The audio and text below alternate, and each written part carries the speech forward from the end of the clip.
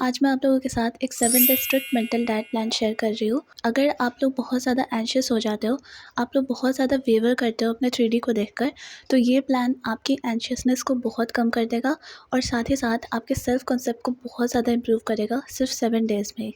ठीक है?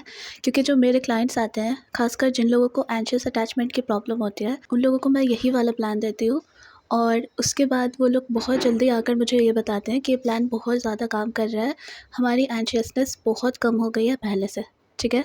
तो सबसे पहले इसके कुछ रूल्स हैं जो आपको बिल्कुल भी ब्रेक नहीं करने हैं।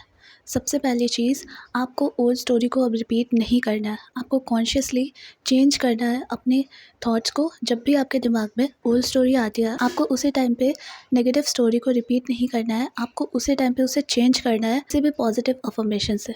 ठीक है? जैसे कि सपोज़ आपके दिमाग में ये चीज़ आती है कि मेरे साथ लोग हमेशा ऐसे ही करते हैं, उसको आप उसी टाइप पे चेंज करोगे और बोलोगे कि नहीं, हमेशा से लोग मुझे अच्छे से ही ट्रीट करते थे, ऐसा कभी भी नहीं हुआ है कि लोगों ने मुझे गलत तरीके से ट्रीट किया है। ठीक है?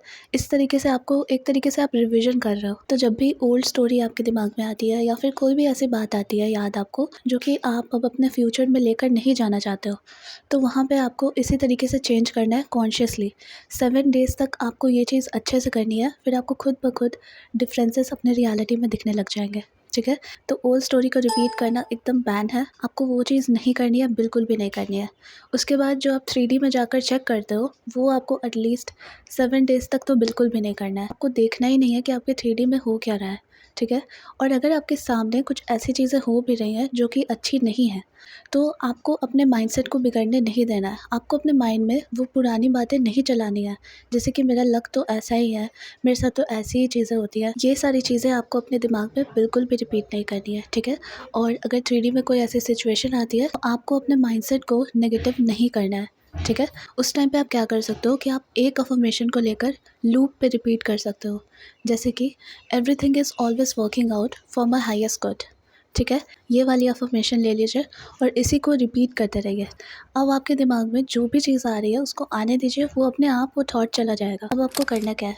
जैसे ही आप सुबह में उठते हैं, उठने के बाद आपको फ़ोन तो बिल्कुल भी यूज़ नहीं करना है। आपको 20 से 30 मिनट्स तक सेल्फ कंसेप्ट के अफ़र्मेशंस अपने माइंड में आपको रिपीट करना है। ठीक है? तो जो सेल्फ कंसेप्ट के अफ़र्मेशंस होते हैं, वो तो आपको खुद से ही बनाने चाहिए। लेकिन अगर आपको फिर भी चाहिए, आपको पता नहीं लग रहा है आपको कौन से अफ़र्मेशंस यूज़ करने चाहिए, तो ये अफ़र्मेशंस आप यूज़ कर सकते हो। इनका आप स्क्रीनशॉट ले लीजिए या फिर आप इन्हें लिख कर रख लीजिए। अब आपको रिपीट कैसे करना है, आप क्या कर सकते हो कि आप थीटा वेव्स जो होते हैं, वो आप लगाकर इन्हें रिपीट कर सकते हो। लिंक मैं आपको डिस्क्रिप्शन बॉक्स में दे दूँगी। वो 15 मिनट्स की ऑडियो है। वो सुनते-सुनते आपको अफ़र्मेशंस अपने दिमाग में रिपीट करना है। ठीक है? और यही चीज़ आपको हर 2 घंटे पे करनी है। यानी कि आपकी कोशिश ये होनी चाहिए कि आप दिन भर में 5 से 6 बार इस प्रोसेस को रिपीट कर सको। अब वो जो थीटा वेव्स की ऑडियो है, वो टोटल 15 मिनट्स की है। तो आपको आराम से फ़ोकस्ड अफ़र्मिंग करनी है। हर 2 घंटे पे ये वाली चीज़ रिपीट करनी है। अपने आइज़ को क्लोज़ करोगे, आप आराम से कहीं पे लेट जाओ और उसके बाद थीटा वेव्स लगा लो और फिर उन्हें सुनो और अपने आप को थोड़ा रिलैक्स होने दो। जैसे ही आप रिलैक्स हो जाते हो, उसके बाद आप अफ़र्मेशंस अपने मन में रिपीट कीजिए। ठीक है?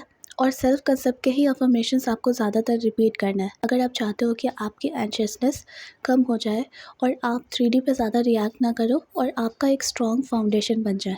ठीक है? तो इसलिए मैंने आपको बोला है कि आप सेल्फ कंसेप्ट के अफ़र्मेशंस रिपीट करो। अब आपको लग रहा होगा कि ये बहुत ज़्यादा है, लेकिन अगर आप दिन भर बहुत ज़्यादा एंशियस हो जाते हो, तो सोचने की जगह अगर आप यही कर लेते हो, तो आपके लिए ज़्यादा बेटर रहेगा। आपका नर्वस सिस्टम भी रेगुलेटेड रहेगा और उसके साथ-साथ आप परफ़ॉर्म भी बार-बार कर रहे हो, वो भी चीज़ आपके लिए जल्दी वर्क करेगी। ठीक है? इसके बाद थ्रू आउट द डे आपको अपने मन में एक अफ़र्मेशन को ले लेना है, जैसे कि आई एम सो लकी या फिर my life is perfect, my life is so easy. इस तरीके के कोई भी एक अफ़र्मेशन को आपको ले लेना है और इसी को आपको रोबोटिकली अफ़र्म करते रहना है थ्रू आउट द डे। ठीक है? आपको यही कोशिश करनी है कि आप किसी और चीज़ के बारे में ना सोचो, आप ओल्ड स्टोरी के बारे में ना सोचो, आप कुछ नेगेटिव ना सोचो। और क्योंकि आप रोबोटिकली अफ़र्म कर रहे हो कि मैं बहुत लकी हूँ, तो ऑब्वियसली आपके लाइफ में आपको सारी चीज़ें होते हुए दिखेंगी। ऑब्वियसली आपके लाइफ का हर एरिया अच्छा होगा, क्योंकि आप एक ऐसा अफ़र्मेशन चुन रहे हो जो कि आपके लाइफ के हर एक एरिया को इम्पैक्ट करेगा। ठीक है? तो इसलिए मैंने ये अफ़र्मेशन आपको बोला है रोबोटिकली अफ़र्म करने के लिए। और जो सेल्फ कंसेप्ट वाले अफ़र्मेशंस हैं उनको आपको 15 मिनट के लिए हर 2 घंटे पे करना है। अब अगर आप कहीं घर से बाहर जाते हो, आप जॉब करते हो, फिर आप स्टूडेंट हो और आपके पास टाइम नहीं है कि आप हर 2 घंटे पे ये चीज़ कर सको, तो आप कोशिश करो कि सोने से पहले 1 घंटे के लिए थीटा वेव्स को चला लो और 1 घंटे तक लगातार फ़ोकस्ड अफ़र्मिंग करो। ये तो नॉन नेगोशिएबल है, ये आपको करना ही करना है। तो अगर आप दिन भर में इतना टाइम नहीं दे सकते हो तो रात में सोने से पहले 1 घंटे तो आपको ये चीज़ करनी ही करनी है। इससे भी आपकी एंशियसनेस बहुत कम हो जाएगी। 7 डेज़ से भी कम में आपकी जो एंशियसनेस है वो कम हो जाएगी, बहुत कम हो जाएगी, ठीक है? तो यही थी आज की वीडियो। मिलते हैं नेक्स्ट वीडियो में। Thank you so much for watching.